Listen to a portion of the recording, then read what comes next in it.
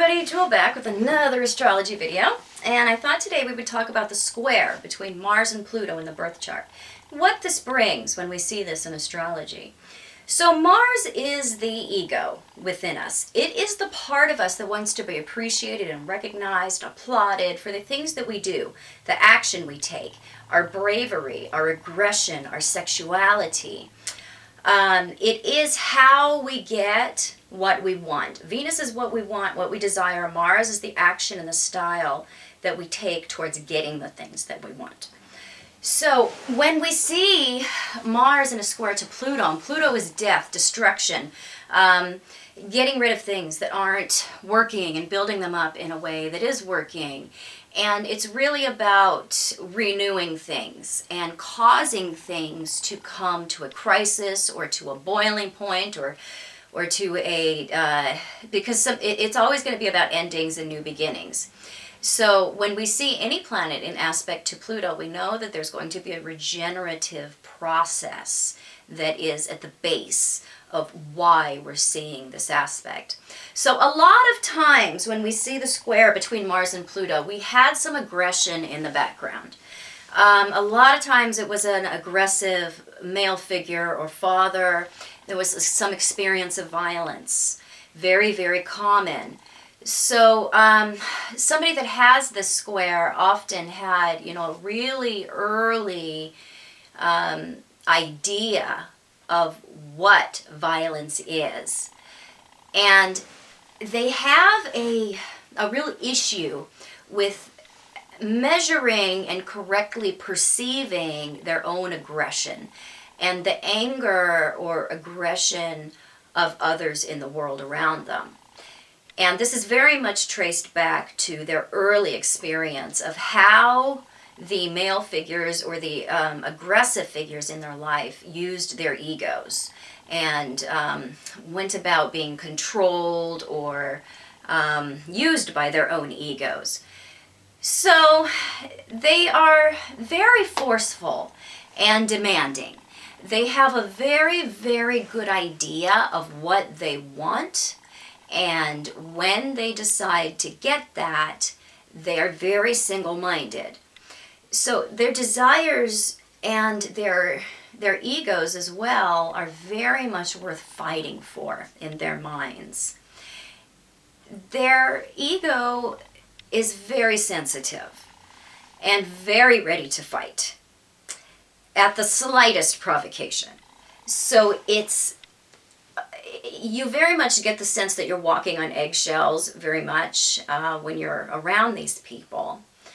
And sometimes you can see somebody that can go to extremes or can commit violence or can get so angry that they do take some kind of violent action.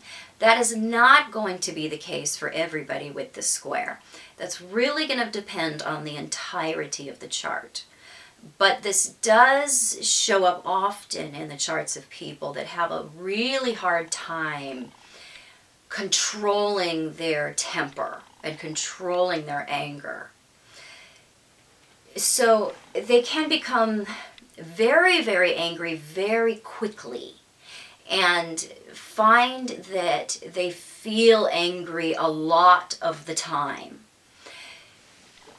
So it's really common to have their job, their income affected by this problem. Because Pluto represents that 8th house of resources and is very much the polarity to the 2nd house of how we earn those things, how we get our resources. So there's a real connection to the aggression, the things of Mars. And Mars very much, naturally represents the ascendant, the 1st house, what people see about us, what people know about us and come to experience about our personalities. So there's a real connection between the ego, the self, the persona, affecting in a negative way the things of Pluto, which naturally represents the 8th house, which is really the possessions and the things that we grow into. So, from the 2nd house. So it's just really common to see their aggressive attitudes and natures affecting how far they can succeed when it comes to their career or work life.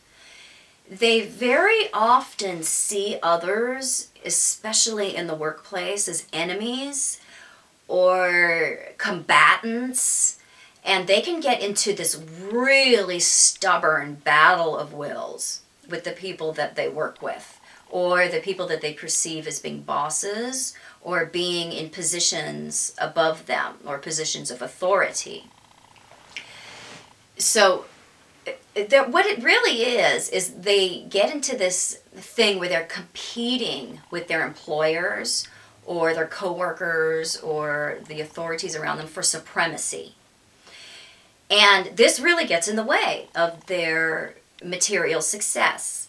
So there can often be this pervasive attitude as they go through their life as, something like, the people that work with me are just always jerks, or they're idiots, or they're against me, or they're always standing in my way, or they're creating these obstacles, or they're doing things that are dishonest. That's a big one, them perceiving dishonesty in other people. So it gives them this, this feeling that they need to fight against that. They need to take action against that. They need to be aggressively fighting against that or competing with that. And this is very much a attitude because the people around them are driven to their perceived aggression by the demeanor and the way that the person with the square comes off.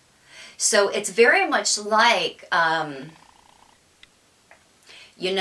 a suit you're wearing a suit that's like covered with prickles and thorns and barbs and stuff.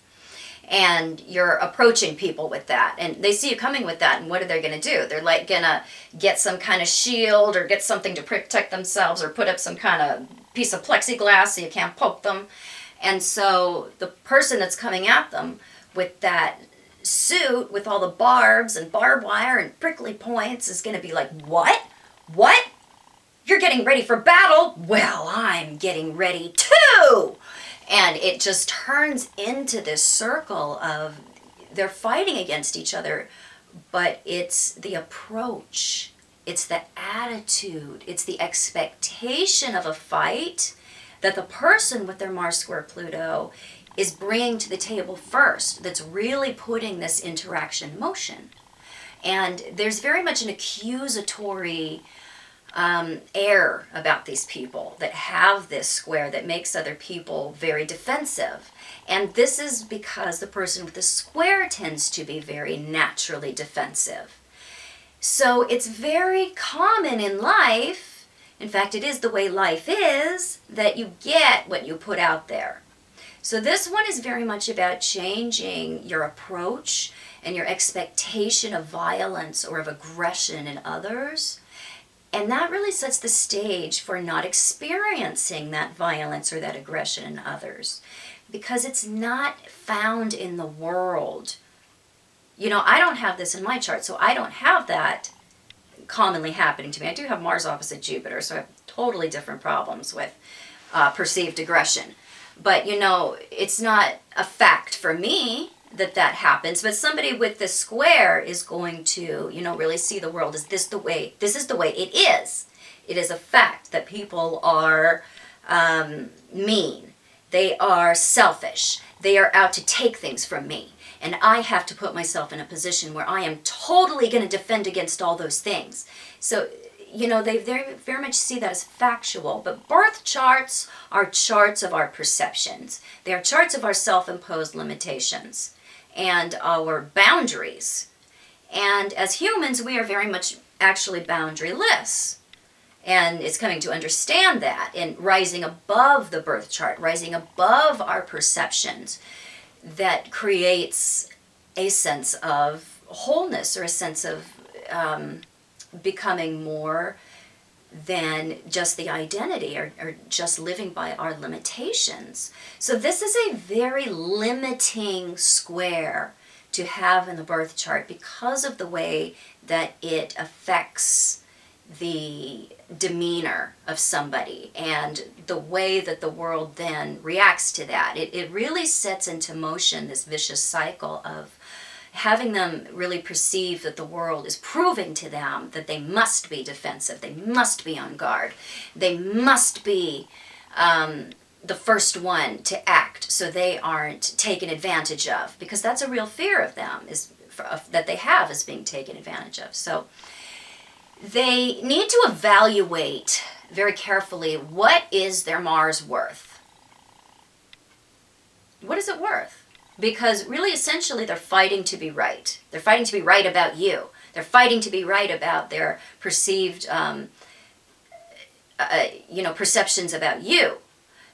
The person with the square wants to be right about the violence and the aggression that they see in the world. So they're finding ways through their own actions to do that. This is a very unconscious thing because Pluto is very unconscious. It acts in ways that are demanding that we become conscious.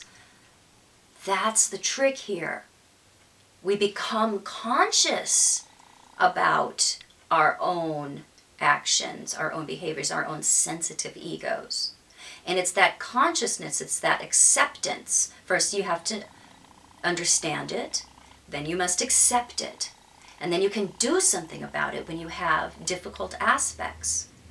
This is one that a lot of people do not want to accept, that this is really going on, because it's very hurtful to be in a position where we have to admit that we've really been the source of a lot of our problems.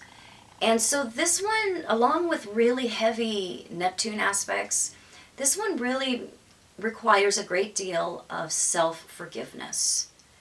And it's when we can do that and understand that we've been acting from a very infantile place, a very immature place of ego. And we have caused a lot of our own problems when it comes to how others have treated us. And when we can get to a place where we can accept that with difficult aspects, then we can do something about it, because the blame game then stops and we have our power back. So there's a real miracle that can happen with people when they can accept that this square is really happening and that the aggression and the violence and the difficulty and the obstacles that they're seeing are really coming from their attitudes and their way of putting out their anger, where they can transmute that and become very powerful. They become powerful leaders. They become people who can see the path before them and then identify how to get there with just razor sharp clarity. There is a quality of non-vacillation when people really get a hold of the square, and you have to grow out of your ego. You have to grow out of the things that, make your feathers ruffle, because these people really go through most of their lives with very ruffled feathers, and they're just waiting for you to come after them because they just know you're going to do it. So it's when they can really rise above that ego and above the need to be right and above the need to prove themselves, because there's a huge desire to prove themselves to the world, and that's really coming from the need to prove to themselves their own abilities, their own strength, their own abilities to be very brave.